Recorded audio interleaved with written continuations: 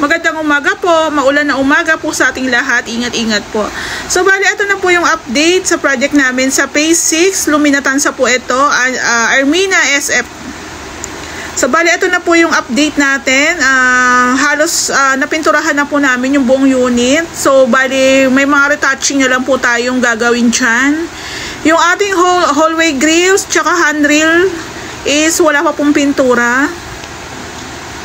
So, ito po yung kagandahan na hiwalay po ang labor sa materials kasi po hindi po natin natitipid yung materials.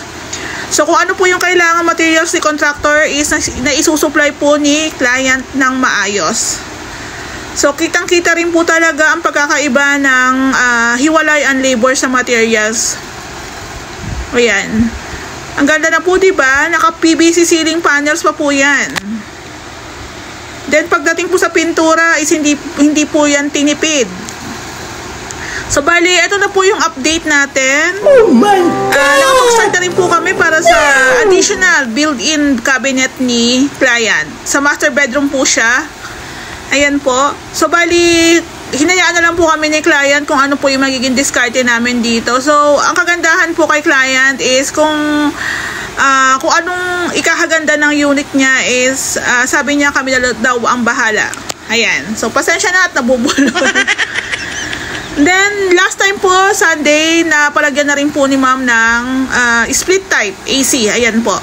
Yung kanilang 2 kwarto po. Tapos, yung drop ceiling po natin dito is lalagyan na rin po natin yan ng ilaw. Tinapos lang po namin mapinturahan.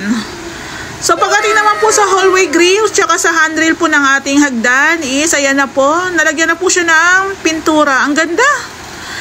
Masyado naman pinahirapan ni client yung aking pintor. Ayan, ang ganda, oh. Ang ganda po. Actually, suggestion po ni client yung ating pintura dyan. Ayan, ang ganda po, diba? So, kay client, ma'am, thank you po sa inyong suggestion kasi, ayan, nakikita yung ganda.